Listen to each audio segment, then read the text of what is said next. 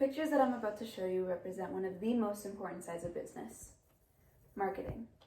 If it be through using celebrities in their ads or making their ads effectively and creatively, marketing is important because it allows businesses to maintain a long-lasting and ever-present relationship with their audience.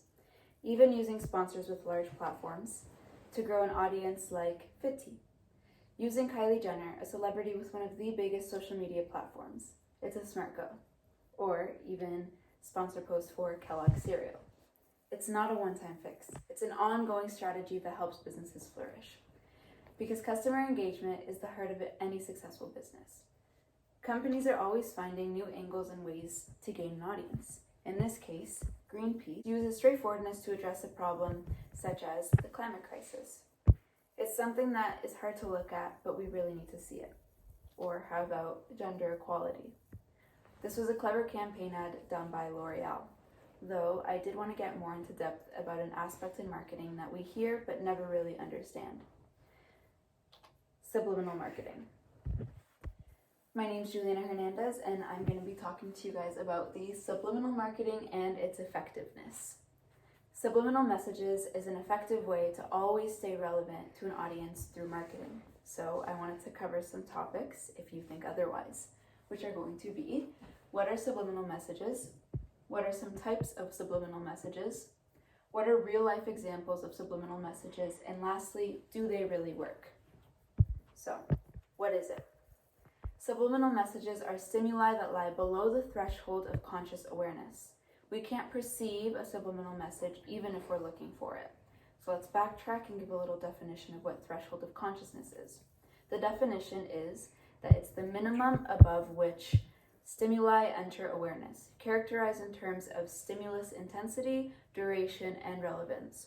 The threshold concept has been applied to memory and mood, as well as sensory stimulation. Many people confuse subliminal influence with subconscious influence, but those two concepts are completely different. Subconscious means the part of your mind that does things without being aware of it or out of reach. Your subconscious is the part of your mind that can influence you or affect your behavior even though you are not aware of it. Subliminal, on the other hand, is an example of a message that is understood by the mind, but you may not actually be aware of it. So, what are the three types of subliminal messages? The first one being subvisual. Subvisual messages are visual cues that are flashed so quickly, and sometimes milliseconds, that people don't perceive them. So I'm going to show this quick clip of a movie called Now You See Me that shows it perfectly.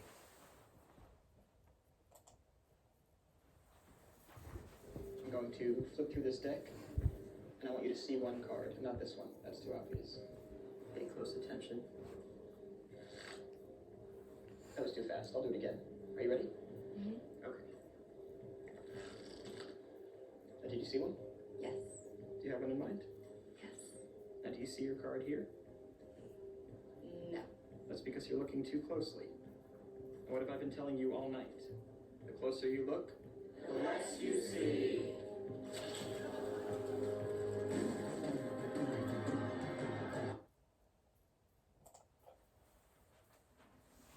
That one 7 of Diamonds card was shown milliseconds longer than the rest, which made you instantly pick it. When I first watched this movie, I was stunned, but it was really cool to figure out how they did that. The next one being subaudible. Subaudible is low volume audio cues that are inserted into louder audio source such as music, or sometimes ads. This type of subliminal messaging is not done as frequently, but it just passes us by when we really don't comprehend what we hear most of the time. The third one, and possibly my favorite one, is backmasking. Backmasking is an audio message that is recorded backwards with the intent to be replayed the right way, so it makes you want to listen to it. Simpsons had a very, very good way of showing this.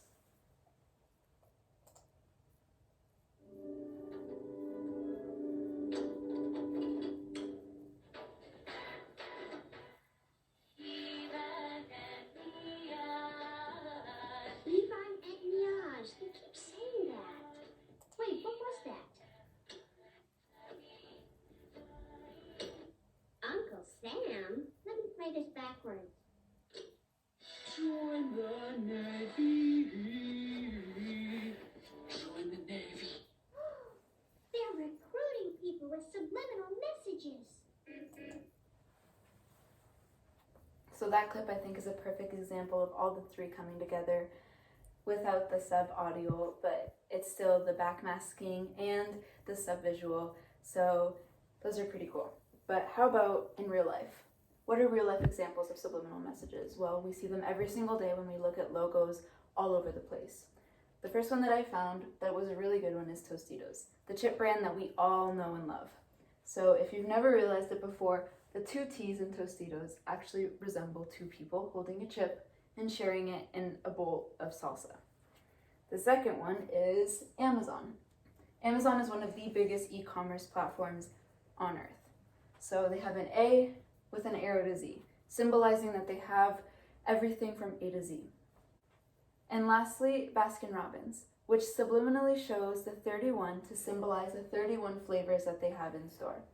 These are all quick examples of how companies market their brands subliminally. We process the information but never really realize it's right in front of us. And you have to admit that it's really cool the way that they come about it. So, does subliminal messaging really work?